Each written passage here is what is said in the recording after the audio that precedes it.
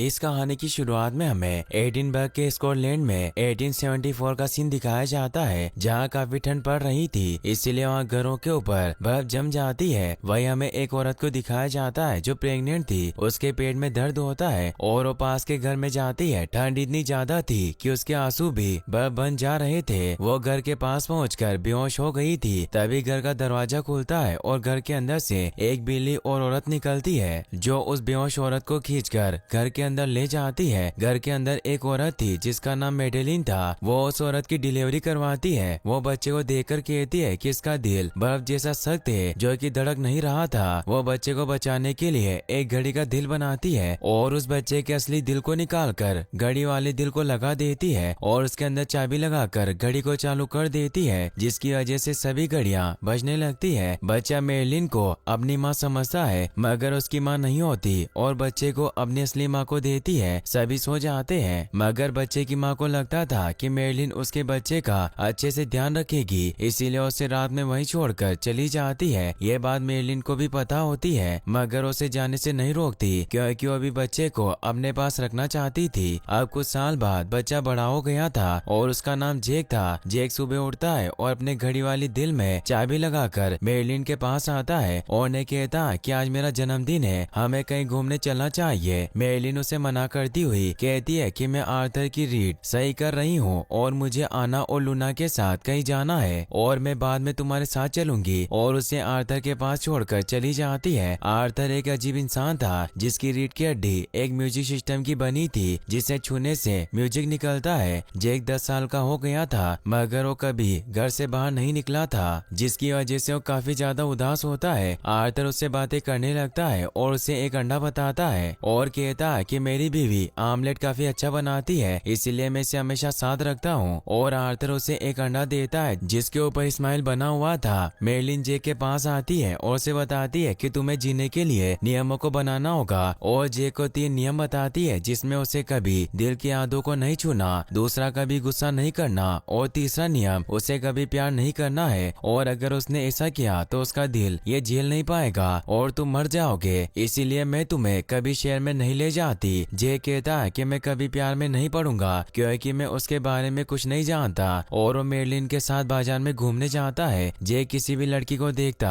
तो मेडेलिन उसकी heart beat check करती है, क्योंकि उसे डर होता है कि वो कहीं किसी लड़की से प्यार न कर बैठे। जेक को एक बैरल ओरेगन की आवाज आती है जो उससे काफी अच्छी लगती है। मेडेलिन कहती है कि इसमें काफी भावनाएं हैं, इसीलिए तुम्हें उससे दूर रहना होगा। मेडेलिन एक आदमी से बात करने लगती है, तभी जेक वहाँ से कहीं और चला जाता है। वहीं जेक मिस बबुल नाम की एक लड़की के पास चला जाता है जो गाना गाती है। जेक भी उसके पास जाकर गाना गाने लगता है, जिसकी वजह से उसका दिल जलने लगता है, क्योंकि जेल को बबुल पसंद आ गई थी। बबुल जेक को किस करने लगती है, तभी वो बेहोश होकर नीचे गिर जाता है। मेडेलिन जेक को होश में लाती है और उसे एक थप्पड़ मारकर कहती है कि मैंने तुम्हें मना किया था कि तुम किसी से प्यार नहीं करोगे, और अगर तुम फिर से प्यार का नाम लोगे तो तुम मर जाओगे। मगर जेक को अभी बबुल ही दिखाई दे रही थी और उसके सपनों में खोया रहता था। अगले दिन सुबह मेडेलिन जेक को बताती है कि वो कभी मां नहीं बन सकती और उसे खोना नहीं चाहती। जेक के पास आना और लूना आती है। वो उससे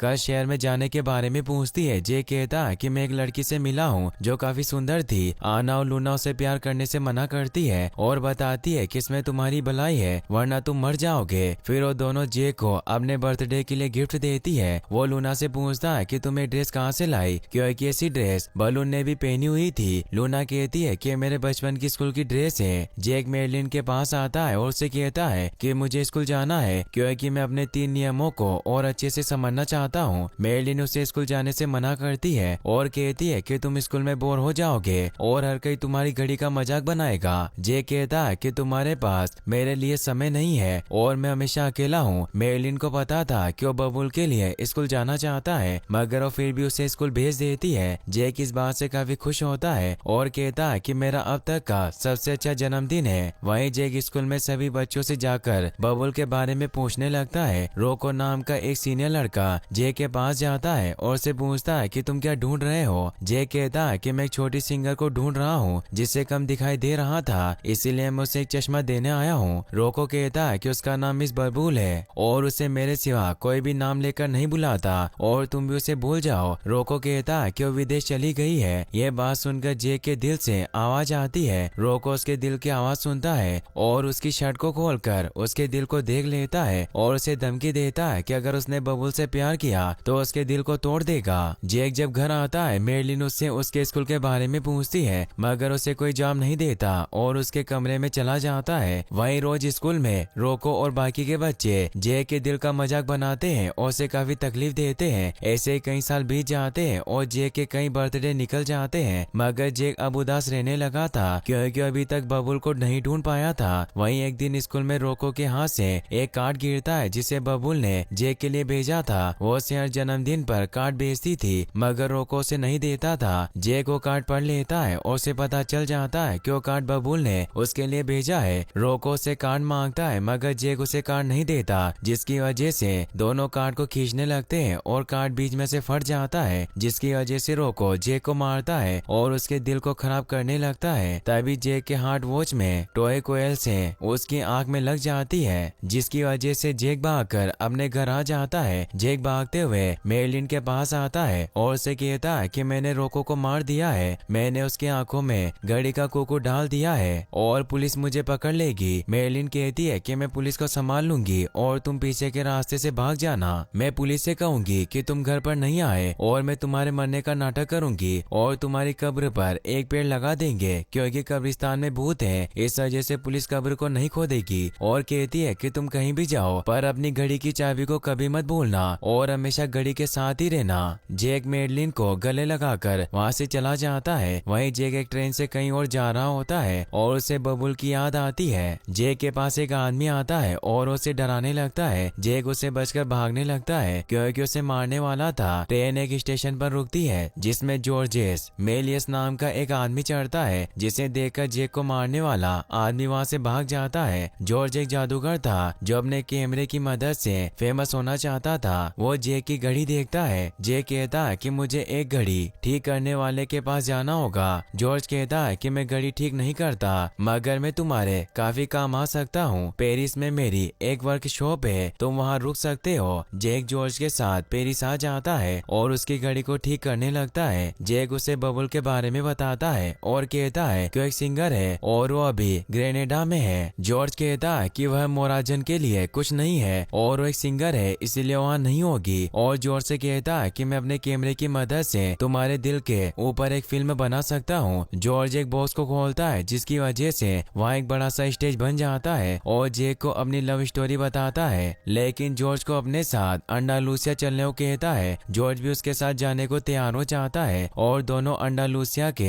एक सर्कस में जाते हैं, जहाँ जेक को पता चलता है कि सर्कस में मिस बबुल का शो होने वाला है। तभी जेक से एक औरत पूछती है कि क्या तुम काम करना चाहते हो। जेक कहता है कि मुझे सोचना होगा और वहाँ से चला जाता है। वहीं जॉर्ज जेक से कहते हैं कि तुम्हें बबुल के सामने अपने आप को ऐसे पेश करना है जैसे तुम नॉर्मल हो। ऐसा करके तुम उसे पा सकते हो और तुम उसे नहीं भूल सकते क्योंकि तुम्हारे दिल और दिमाग में बसी हुई है। वहीं बबुल स्टेज पर गाना गाने लगती है, जिसे देख जॉर्ज का दिल धड़कने लगता है। जेक उसे रोकने की कोशिश करता है, मगर वो उसे देखकर उसी के बारे में सोचने लगता है। शो खत्म होने के बाद जेक बबुल से मिलने उसके कमरे में जाता है, जहाँ उसे मेरलिन की बात याद आती है जिसमें उसने उसे प्यार करने से मना किया था। बबुल कमरे में आती है और उससे पूछती है कि तुम कौन हो। जेक कहता है कि मैं अपने जूतों की लेस बांध रहा था, गलती से कमरे में आ गया। बबुल कहती है कि जब कोई लड़की कमरे में आती है तभी उसी के कमरे में जाते हो और उससे पूछती है कि क्या हम पहले मिल चुके हैं। जेक बबुल को चश्मों का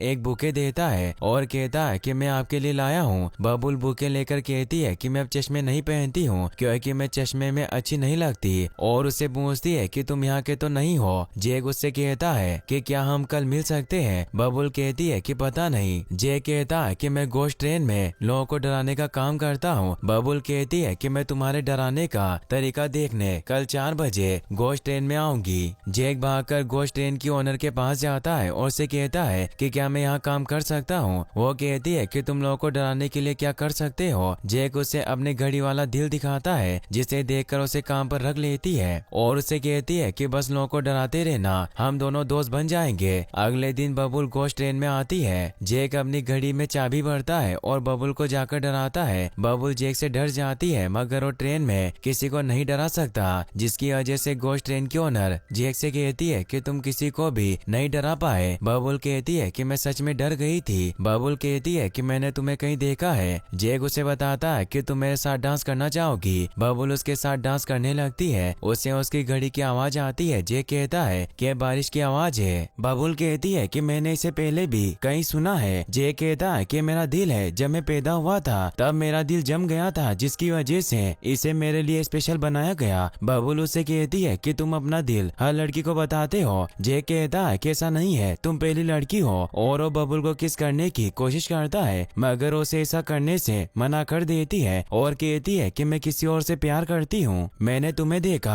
तो मुझे उसकी याद आ गई, इसलिए मैं तुम्हारे साथ रोमांटिक नहीं हो सकती। और वहाँ से चली जाती है। वहीं जैक उदास होकर जॉर्ज के पास आता है। जॉर्ज पूछता है कि उसने तुम्हें क्या कहा। जैक बताता है कि वो किसी और से प्यार करती है। मैंने उसके लिए आधे यूरोप की यात्रा की, मगर कुछ नहीं मिला। जॉर्ज कहता है कि तुमने उसे अपने बारे में नहीं बताया। जैक कहता है कि मैंने उसे अपने बारे में कुछ नहीं बताया क्योंकि वो किसी और से प्यार करती है और मैं उसे परेशान नहीं कर सकता हूँ। उसने मेरे दिल पर विश्वास नहीं किया, उसे मजाक लगा। जॉर्ज कहता है कि तुमने उससे पूछा कि वो किससे प्यार करती है। जैक बबुल के पास जाकर उससे उस लड़के का नाम पूछता है जिसे वो प्यार करती है। बबुल कहती है कि मैं उसे एडिनबर्ग में मिली थी और मैं उसे देखकर कुछ भी समझ नहीं पाई। तभी जैक की घड़ी आवाज करती है और उसमें से एक नट निकलता है, जिसे देखकर बबुल कहती है कि तुम्हें अपनी घड़ी को खोलकर रखना होगा। जैक कहता है कि खिलौना नहीं है, मेरा दिल है। बबुल जैक से कहती है कि हम दोस्त बन सकते हैं और वो दोनों जॉर्ज के जादू के शो को देखने जाते हैं। जॉर्ज कहता है कि आज रात सिनेमैटिक फोटोग्राफी से बनी पहली फिल्म देखेंगे जिसे पहली बार मैंने लिखा,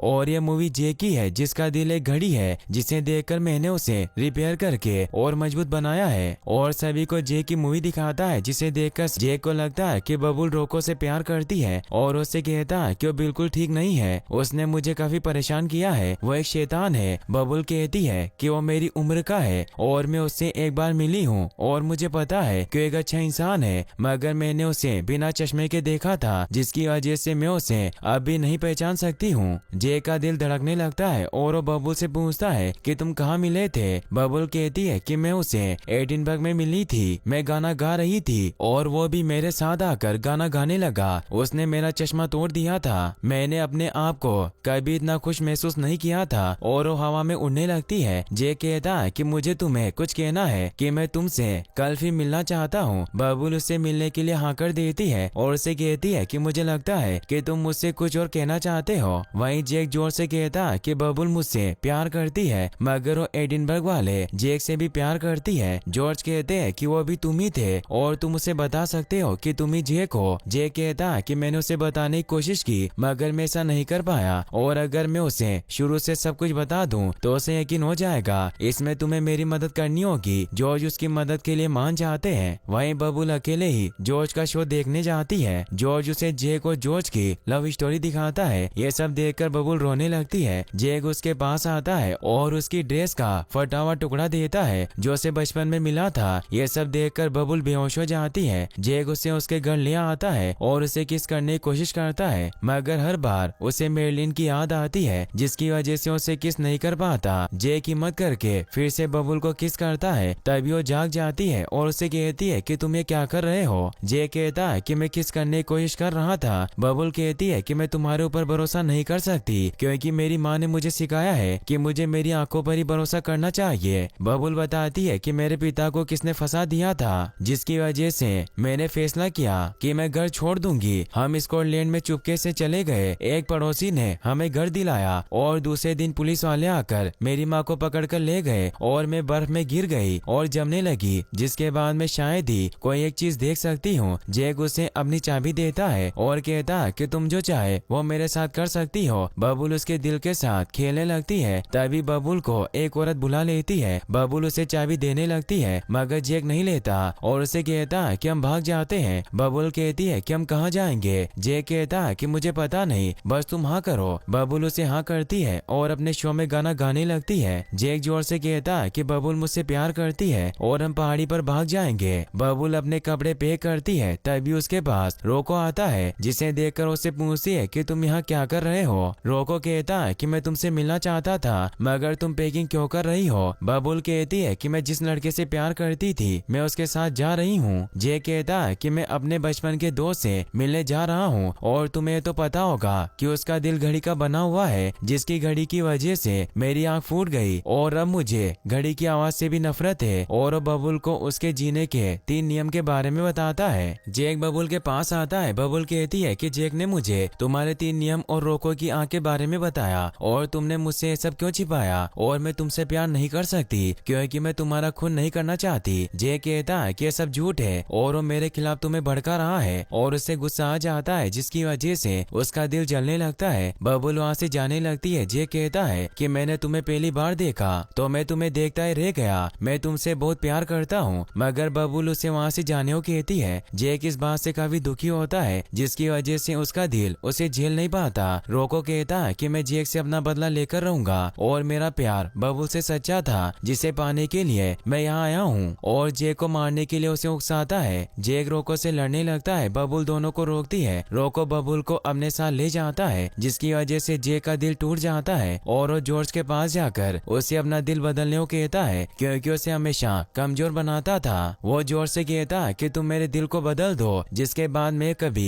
प्यार नहीं करूंगा। जॉर्ज कहता है कि तुम्हारी चाबी कहाँ है। जेक कहता है कि वो मैंने बबुल को दे दी है। जॉर्ज कहता है कि अब तुम्हें मेरे लिए नहीं बचा सकती है, मैं कुछ नहीं कर सकता, और वो जॉर्ज को ट्रेन में बिठाकर उसके साथ जाने लगता है। जेक कहता है कि तुम यहीं रहो, मैं अकेले ही चला जाऊंगा। जेक अकेला ट्रेन से मेरलिन के पास जाने लगता है। वहीं बबुल रोको से कहती है कि जेक को अब अपने परिवार के पास चला जाना चाहिए। रोको कहता है कि उसे घर नहीं जाना चाहिए क्योंकि उसके भागने के बाद पुलिस मेरलिन को पकड़कर ले गई और कुछ महीनों बाद उसकी डेथ हो गई, और उसे पेपर में उसके मरने की खबर दिखाता है और कहता है कि वो जेक के भाग जाने की वजह से मर गई। बबुल देखती है कि जेक की चाबी उसके पास है, इसीलिए उसे फिर से देने चाहती है। रोको से रोकने की कोशिश करता है मगर वो नहीं रुकती। बबुल जॉर्ज के पास जाकर जेक के बारे में पूछती और बताती है कि जेक की चाबी उसके पास है और मेरलिन भी मर चुकी है। जॉर्ज कहता है कि तुम्हें उसके पीछे जाना चाहिए और उसे एक डायरी देता है जिसमें उसने जेक के बारे में लिखा था। वहीं जेक का दिल धीरे धीरे टूटने लगा था। बबुल भी भागकर जेक के पास आती है, मगर तब तक ट्रेन जा चुकी थी, इसीलिए वो दूसरी ट्रेन से जेक के पास जाने लगती है और जॉर्ज की दी हुई किताब पढ़ने लगती है, जिसमें उसने जेक और बबुल की प्रेम कहानी लिखी थी। जेक जब एडिनबर्ग पहुंचता है तो बेहोश हो जाता है। आना और लूना मिलकर जेक को ठीक करती है, जहाँ वो देखता है कि अब आर्थर की रीढ़ की हड्डी काम नहीं करती, जिसकी वजह से वो चल और बोल नहीं सकता। जेक मेरलिन के बारे में पूछता है तो लूना और आना बताती है कि जब हम तुम्हें ट्रेन में छोड़कर आए तब मेरलिन यहाँ नहीं थी और हमने उसे ढूंढा